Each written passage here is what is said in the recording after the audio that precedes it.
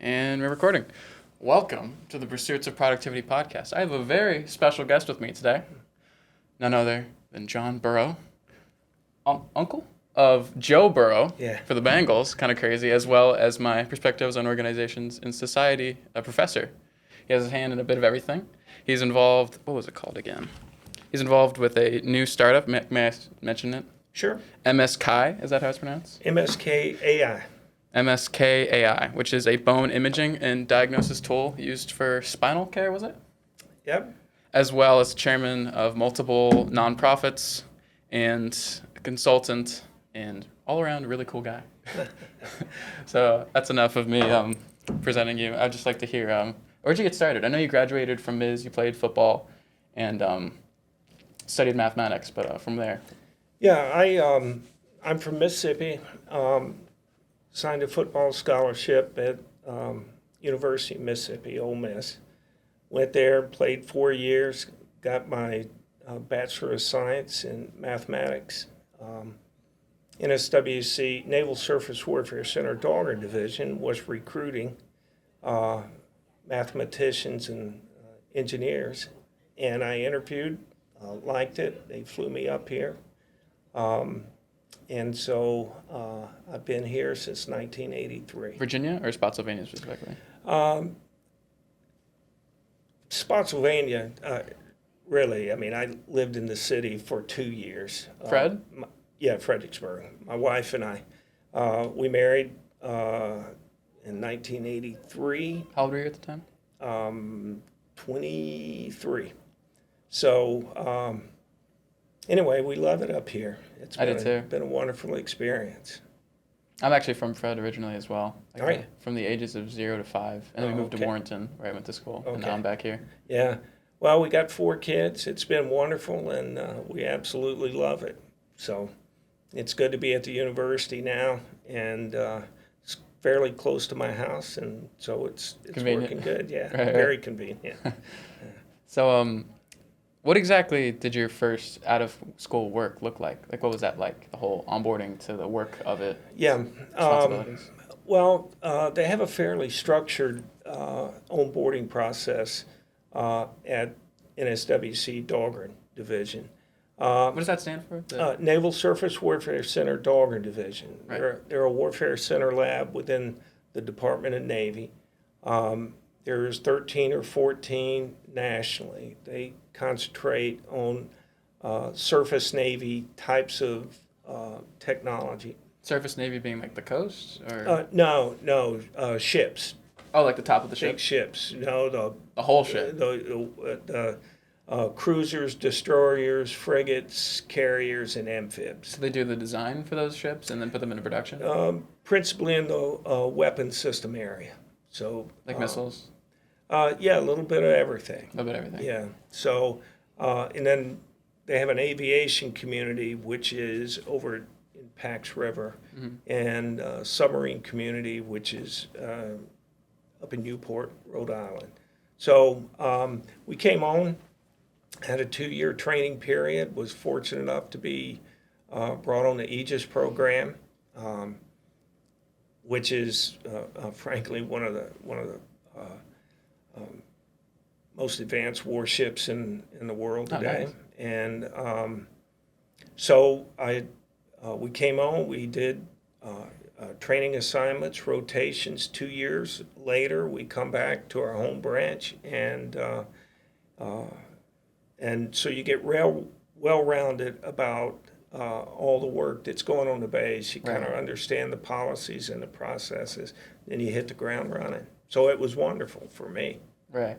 So what exactly was your role in all this? Well, my undergraduate, I was a mathematician. They trained me as a systems engineer. Mad respect, by the way. I'm so bad at math. It's honestly one of my greatest fears.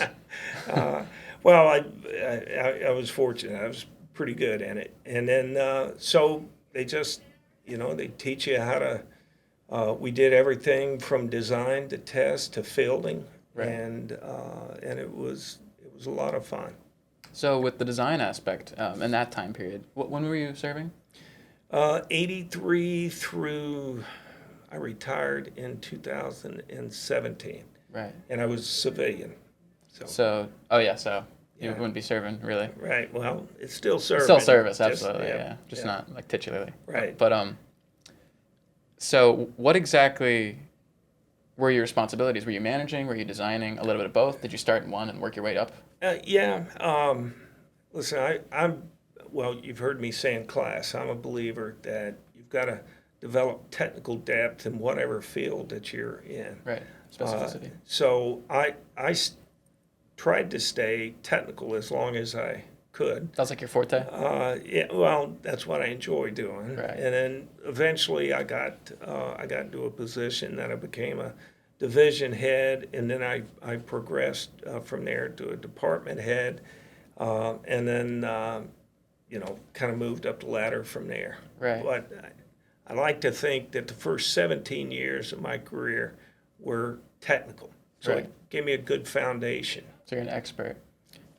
Well, certainly at the time, I Right. considered myself one. Right. Yeah, With all the new technology stuff, it's probably a little different. yeah. But back then, what was the whole design process like? Because a lot of the time now it's 3D softwares, but back then, what was that? No, we didn't. We didn't have 3D Yeah. software. We didn't have laptops. We didn't have the technologies that you have today, or the software applications Right, that helped yeah. you in design work. So it was a lot of writing, a lot of developing specifications, a lot of testing in the lab. Like on a smaller scale? No, this was large scale. This was very complex integration work, Right. and so spent a lot of time in the test facility. Spent a lot of time with the developers, and back then, a long time ago, 40 years ago, they had standard computers. So the military developed their own computers and their own software Like IBM? application. A predecessor or precursor to that? Yes, it was. It was not commercial because when you go to sea, of course, the conditions are a lot harsher, and Right. so the reliability of the system has to be. 100%. And that's it. So Consistency. a little bit different than commercial practices, but certainly at a level of, I believe, greater complexity. So Right. it was fun. It was fun. So that whole adjustment to computers and everything must have been pretty jarring. Yeah, it was. I had taken a lot of computer science in college. Right. And so the good news is we had programmers and we had people that understood how to do that. Was that mostly like Certainly. C? No. Was that even a thing yet? No, C didn't come in for probably 10 years later. Oh, jeez. It was called CMS2Y, which Right. was a government software language. Right. So that's pretty much it. And they would teach. Were you taught this, or was that not your specialization? I was taught that, but that was not I was more in the design Right. side. So you designed vessels. No, different elements of a bigger system. The components. Yeah, Right. yeah. And now with this new ML, I almost said MLK. MSK. MSKAI. Yeah. Do you have any knowledge in artificial intelligence or neural networks or deep work? I'm certainly aware of it. I've never practiced. I'm not a practitioner. Right. I understand its capabilities, how it's developed, what needs to be there for developing, Right. and so that's kind of what I'm involved in. Right. So you're more so on the project management side this time. Yeah, that's probably a good description of it. But we have wonderful developers, Right. and they're the ones that actually develop the code and develop the application, develop the models, The data sets. and train the models. Yeah. That's amazing. So your whole transition from your career started with mathematics, and then over time went into like physics, and then design, and then No, I got my master's degree in public administration from Virginia Tech, Right. and then I got my doctorate in management from Maryland, and then but it was just a natural progression. Right. You know, again, in class when I talk about, you know, you just can't walk in the door and all of a sudden Fake it till you make it. think that you know everything, Right. and then you rapidly try to move up the chain in order for whatever reason. Right. I'm a strong believer that you develop a good foundation and you take your time in building off of that. Right. And so, you know, it doesn't matter if you're in a science or engineering field, or if you're in the banking field, or if you're in the medical field, or it doesn't matter. That model, I think, works good for all. So first, build out horizontally, gain the skill sets in the different intercrossing disciplines, and then from there build up. Yeah, you got to be an expert in something. Right. Specificity. And sure.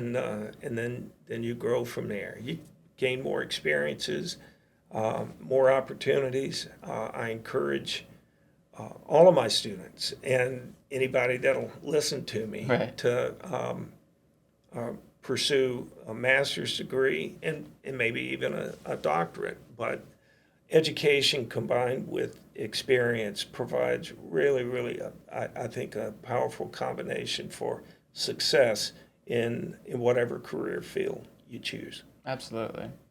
So based on your experience, your wisdom, all the degrees you've acquired, and just experience you've gained over time, for people just starting like myself, other young aspiring entrepreneurs and or managers, whatever they want to be in life, Yeah. people who want to be successful, what would you say would be a checklist before they even begin? Excel in school,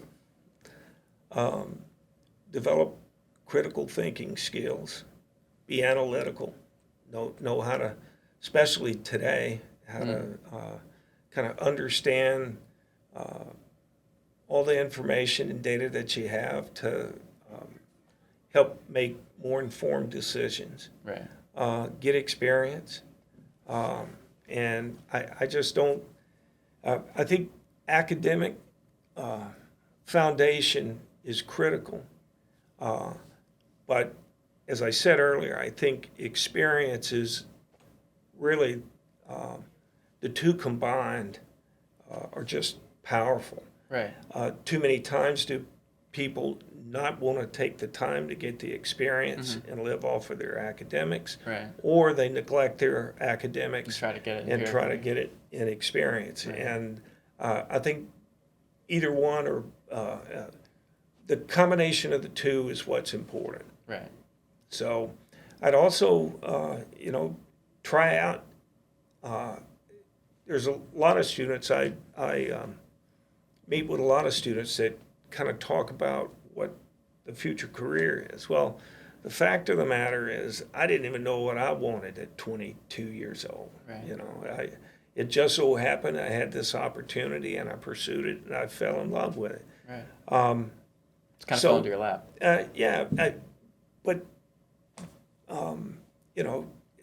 Most college students, even though they pursue a major, Right. don't really know what they want to do. Right. And today there's so many options for them. Right. So my thought is don't eliminate those options.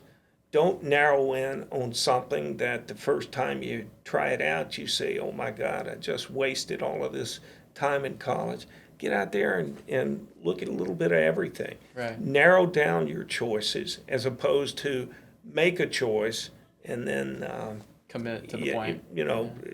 to where you eliminate options that are important for you. Right.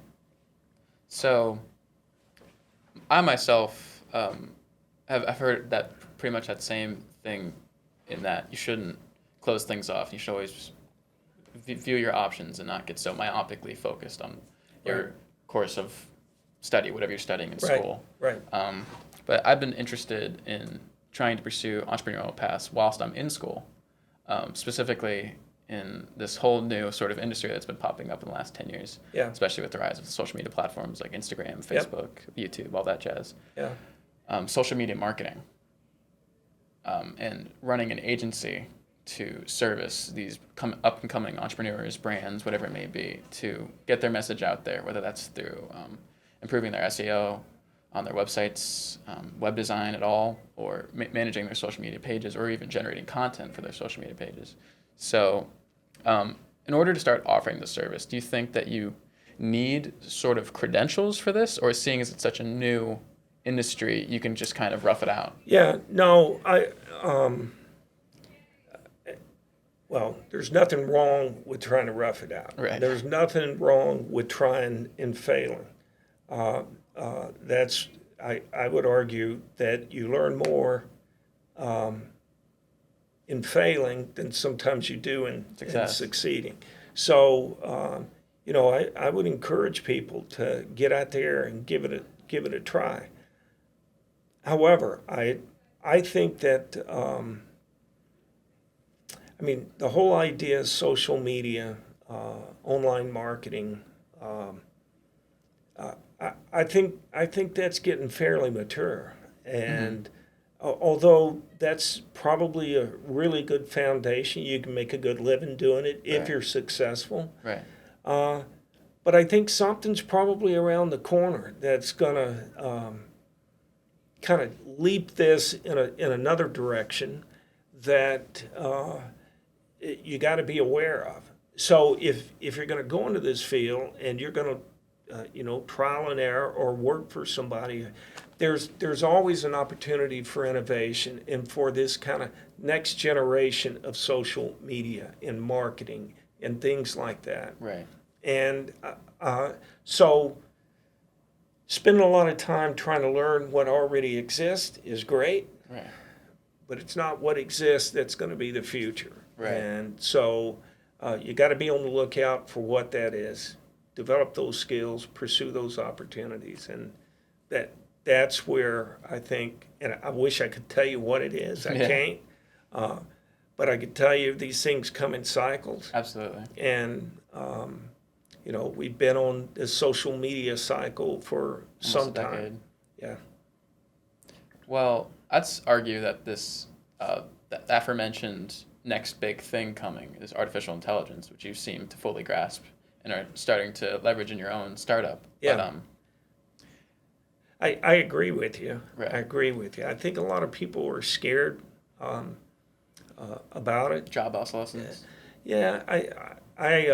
When you understand the science, I think you get a better appreciation of what it can do and what it can't do. Right. And but there's certain new capabilities that it offers that threatens businesses and things like that. Right. But it's a reality. It's going to be adopted. And listen, the cat's out the door. Right. Okay, so we better learn how to deal with it. And there's going to be a lot of opportunities when that becomes more prevalent with throughout the community. So if you were onboarding contractors and or employees for your startup, what credentials, let's say you're looking for someone who has a knowledge in AI, like an AI technologist, what sort of credentials or experience would you be looking for? Well, certainly, just to be repetitive, a good educational background. So like a degree in computer science? Yeah, but I tell you, I work with people that don't necessarily have degrees, but have trained in that area. Right. And kind of was maybe a little bored of traditional programming and wanted to try something new.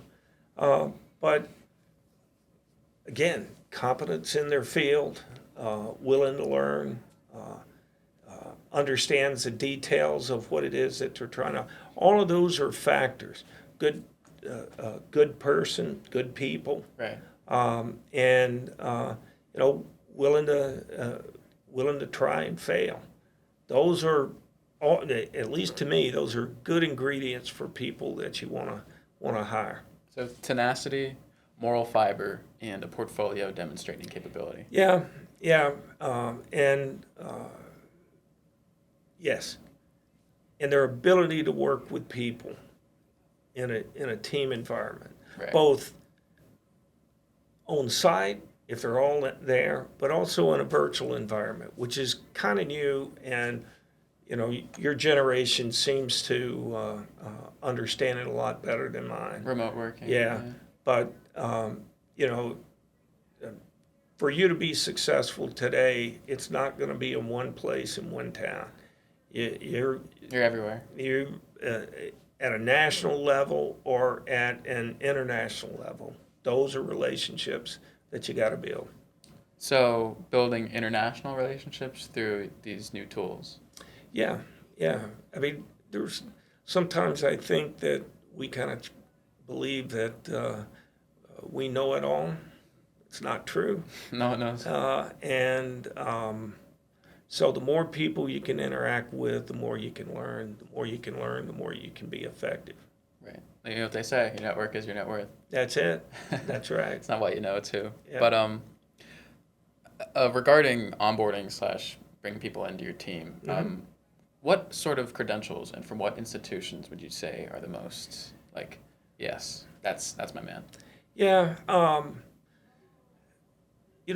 That's institutions are hard in my mind. There are some that are better known for both the tools that they have, the labs that they have, and some of the research that they're doing. Everybody can't afford to get into those or don't have the opportunity to get into those. And so there's others. I mean, Mary Washington, for example. We have a good computer science program. We're teaching in these areas, and students that come here that dive into it, we'll certainly equip them with the fundamentals. But even at some of the I'll call them elite academic universities. Right. The graduates are only going to go as far as the graduates want to go. Right. It's a lot of self-motivation and self-learning. And so college just provides a framework or a foundation. Right. Most of it's, in my view, is left up to the student. I wholeheartedly agree. And so they can go, you can get them from wherever. It's just really, you can see it, you can talk to people, you can understand, are they competent in a field? Are they motivated? Do they demonstrate interpersonal skills? Those are the kind of people you want. So they not only have, it's a balance between an ability to communicate effectively, interpersonal skills, integrity, and then also having the credentials. Yeah. Now, I will say that at least early on in the career, because a lot of this comes with experience. Right. But I always say technical expertise, building a solid foundation in your career field, and you can do that when you're young. Right. It's harder the older that you get. And so those people that are going to jump in and really, really immerse themselves. Yeah, that's what you want to see. And other things, you can, they'll have development opportunities, they'll have training opportunities. It's all available for them. But if they have a good technical foundation in whatever career field, right. And then they will create the opportunities as they move forward professionally. So it's a mindset thing. Yeah, yes. The answer is yes. But there's no model, right. And so when I say that, you can have an extrovert or you can have an introvert. You can't, both of them bring skills and a means to to do that. It's the diversity of approach. Yeah, absolutely. That makes a group That's effective. That's a big deal. Remember a you big mentioned deal. that, harped on that a lot during your lectures. Yep. But this is kind of unrelated question, but what's your favorite book? What's that? What's your favorite book? Oh, goodness. Because I feel like I'd like to read this book. Yeah. Well, I don't read as much as I used to. Not that I read a lot. Well, let me back up. All right. Rewind. Technical manuals. Technical manuals. Well, that's, most of my reading, I did a lot of reading at work. Right. And the last thing I wanted to do Is read when you get home. is read when I get home. I've got 30 graduate students, and I read so many papers. 30 papers a week at 2 to 5 pages each. Jeez. So I don't read as much as what others do. Right. I'd argue you read more, just not what you want to read. That's right. That's exactly right. Every Monday for me, from 8:30 in the morning till about 6 in the evening, I'm reading papers. That is morbid. I'm so sorry. You have a very calloused mind. But I tell you, even in the papers that I read, Right. I always learn something. In fact, there were 4 papers in my graduate class that I teach this past week. There were 4 papers that the research the students did, the content that they provided in the paper, my comments back to them said, I learned something here. And so, even in that, a good grade is when I learn from others, for my students. Right. And that's exactly, that's why I guess doing what I do is kind of fun, because you can learn like that. From all these unique perspectives that people have in common. Yeah. So it's good. So what about books, like with a spine, index by an author? Is there any that really shaped your worldview and or career choices or anything like that? All right. Ask that again. Like, are there any books that you've read that really impacted you? And if so, say for like the good book. Well, I tell you what's impacted me the most, more than books, people that I've associated myself with. Right. My parents had a tremendous influence on me and my siblings. Likewise. And they kind of provided the foundation of the value set and expectations from a professional point of view. They've they're 93 and 92, and they still have an impact on our lives. Also, mentors in a professional sense. I talked to a gentleman today, Reuben Pitts, who has, for the last probably 40 years, has influenced me professionally. Like a peer of yours? Yeah.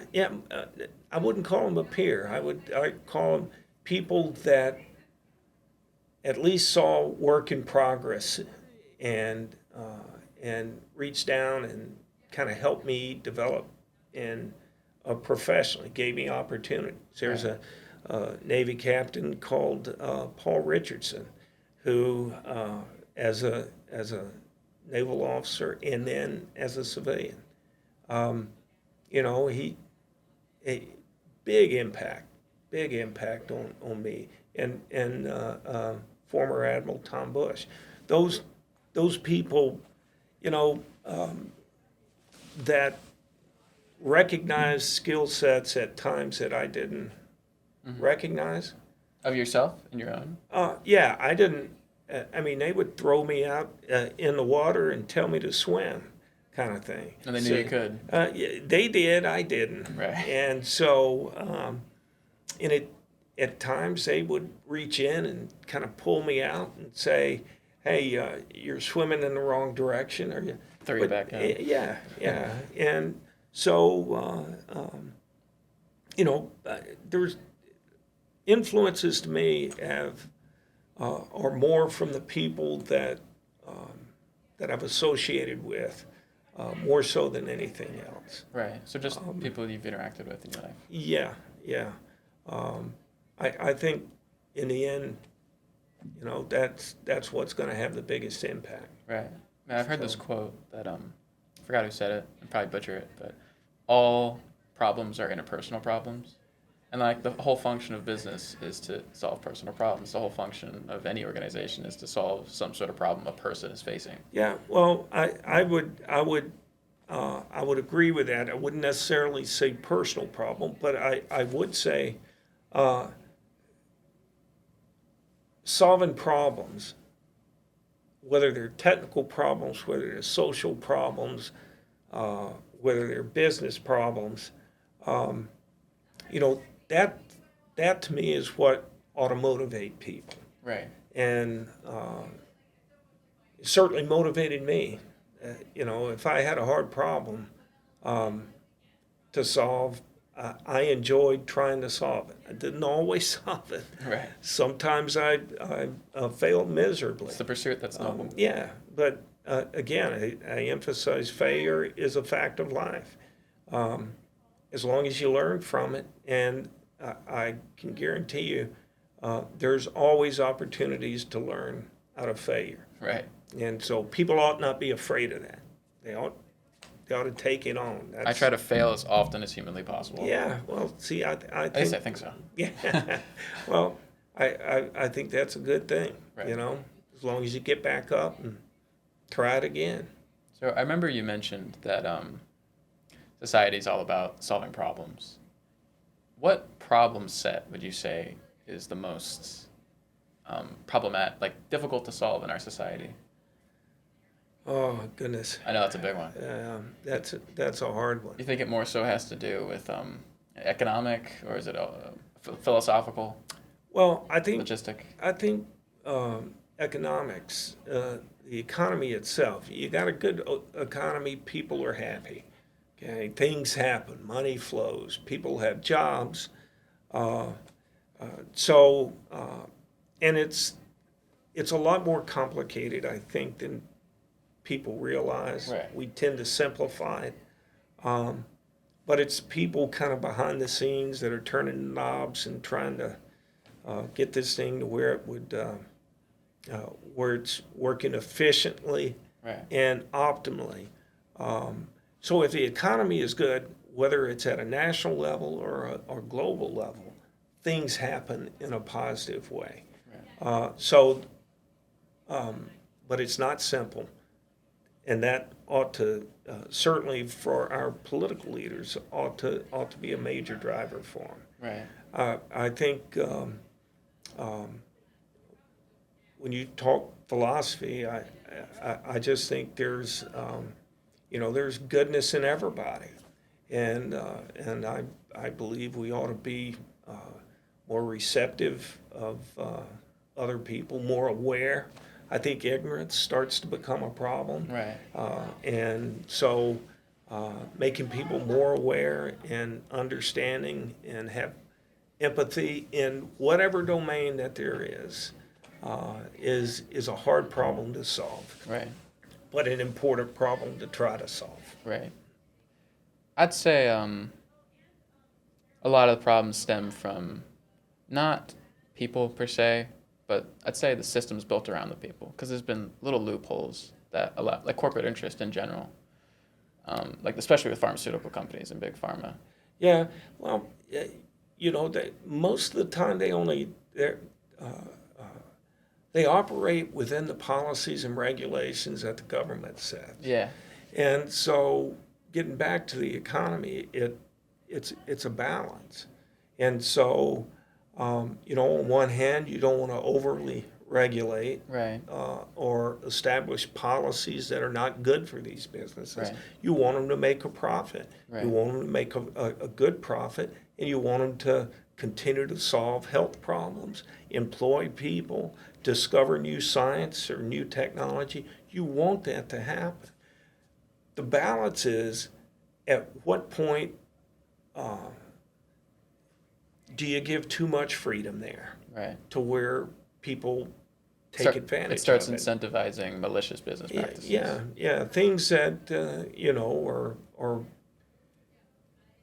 more looking out for the corporation and the business, which, by the way, in class, part of their ethical responsibility is to get a return on investment for their stakeholders or shareholders. And so that's important. But, it's got to be for the right reasons, for the good of the community, in my view. It's the why. And, so, yeah. So, in your opinion, with all this tumultuous occurrences within our nation, on the world stage, do you think this is, like you mentioned earlier, this with cycles and all that, do you think this is just a passing thing that'll go on, or is it more so a symptom of a bigger problem? Yeah, I don't know.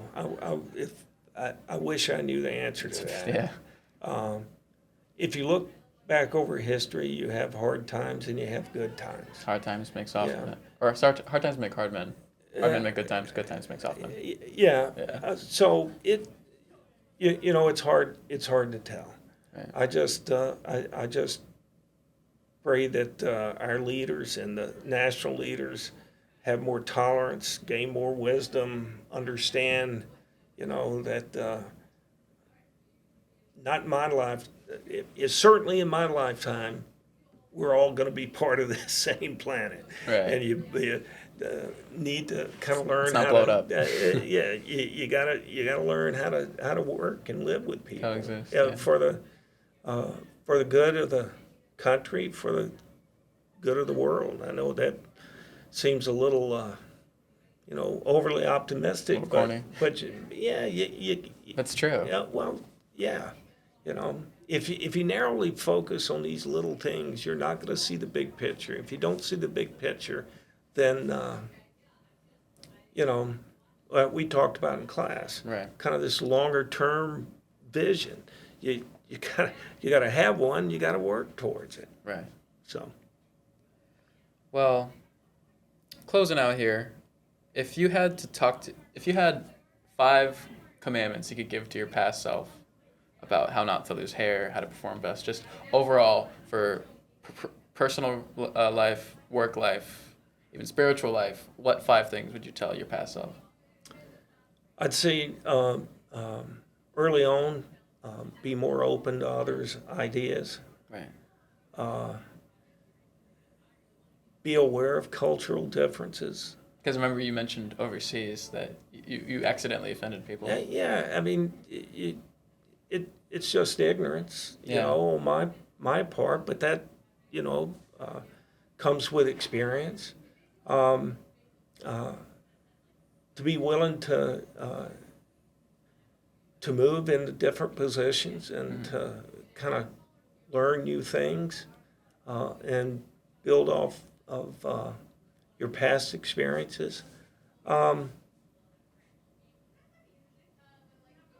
I think I'll give you 4, not 5. The 4th is kind of be a lot more tolerant, a lot more patient. Right. I'm not a patient person. Nor am I. I that's a gift that my kids have. Right. And certainly my wife has. Not something that every day I try to become a more patient person. Yeah. I mean, it's the pursuit, Like, you may not actively have that characteristic, but by trying to gain it over time, you implement that into your character. Well, yeah. Every inch I make being better at that is good, but I still got miles to go. One last question. Uh-huh. So, with someone who's so hyperproductive like you, for such a long period of time, do you have any mindfulness techniques that you implement to ensure, or you just kind of send it? No, I will share this though. In spite of, work is hard, right? But it can be fun. But I do think that kind of my go-to is a good balance between professional life and personal life. Right. I think family's important. Absolutely. And I think that you've got to nurture that, and you got to provide time with it, and you got to realize that in the bottom of the ninth, the most important thing that you have is family. Absolutely. And so that trumps work, that trumps It's all the personal reason you work. things. Yeah. So no, I think my mindfulness is being around my family, my kids, my wife, my mother and dad, my brother and sister, uncles and aunts, and, Right. and that's kind of my go-to place when things get tough. I'm definitely a family man myself. I So- go home almost every weekend. Yeah. I try to spend as much time as possible. Yeah, so that's important for me. Absolutely. Well, Dr. Burrow, I Okay. appreciate you taking the time to be on the interview today. This was, I think, episode 13 of the Pursuits of Productivity podcast. Thank you, Dr. Burrow. All right. Really appreciate you coming out. Thanks.